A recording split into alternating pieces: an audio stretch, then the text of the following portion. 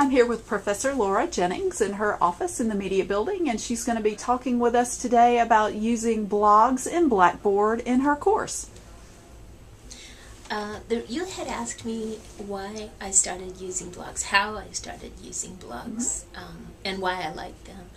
The reasons that I started using them were basically accidents. I had been learning to set up my Blackboard course here as a new professor at Upstate, and as I was doing that, I saw the blog tool, and this was shortly after I had begun reading blogs online and enjoying the kinds of conversations that they generated. So it seemed to me to be a perfect idea for a class in which I wanted to generate more conversation. I figured out how to use the blog tool. As I recall, you helped me with that, and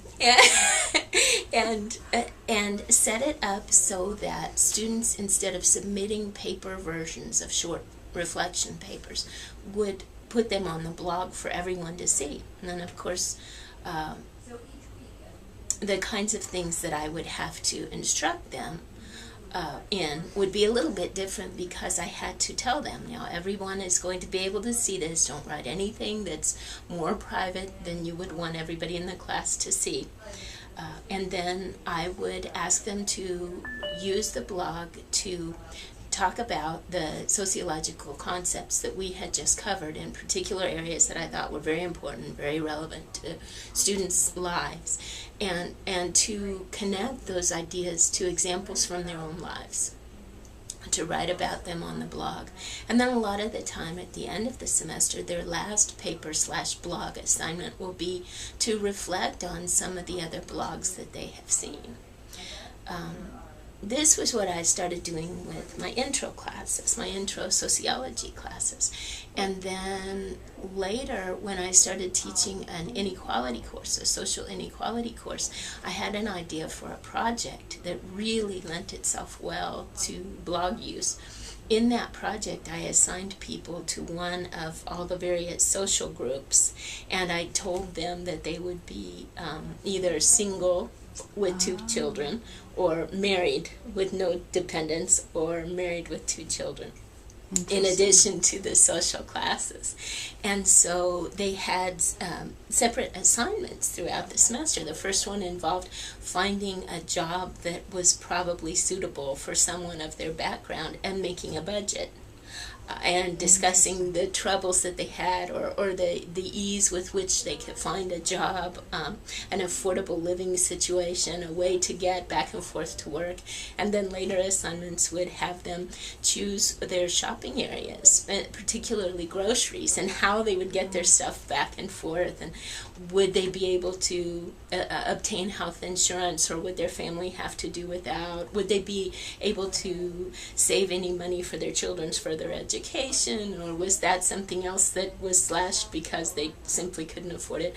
And this seemed perfect for use with the blogs, because this way people could see the different struggles of the people in the other social classes that I had assigned them to. And so they could get a variety of examples of struggles, and it would help bring the point home to them that it's not all about how hard you work. If you start out at a different point, you're going to have to struggle a different amount than someone who started in a different place. Awesome. That is a great example. So are you using that this semester? We are, and in fact their very last blog of the semester has them read the other people's blogs and reflect on what the different experiences and the different struggles of the people who had been assigned different social classes, what those taught them about the U.S. as a meritocracy. What do your students have to say about writing in the blog space versus writing only to you? They seem fine with it. Most of them, particularly the upper level students, have often come in with some kind of background in Blackboard. They're not always familiar with blogging, but they're almost always familiar enough with the technology that they take to it pretty well. Occasionally I'll have a student, sometimes older, but sometimes a young student too, who will say, no, I'm not clear on exactly how to do this, but it's a very easy thing to show them the steps, and they become comfortable very quickly, and I've never had anyone who didn't master it by mid-semester. Very cool. It's worked very, very well. Very interesting. So you'd say to other faculty who might be interested that it's easy enough to get started in one semester?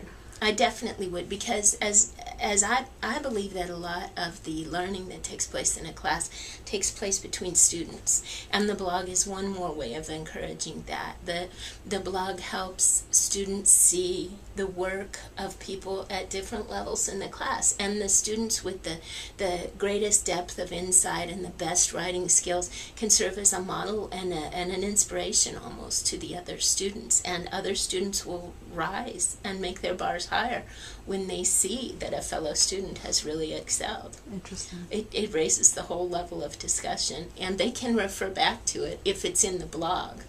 Whereas if I have them turn in papers, they never see each other's work.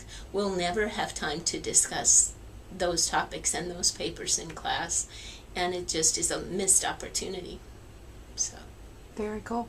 Great example. Thank you so much for sharing with us today. Thank you for asking me. Thank you.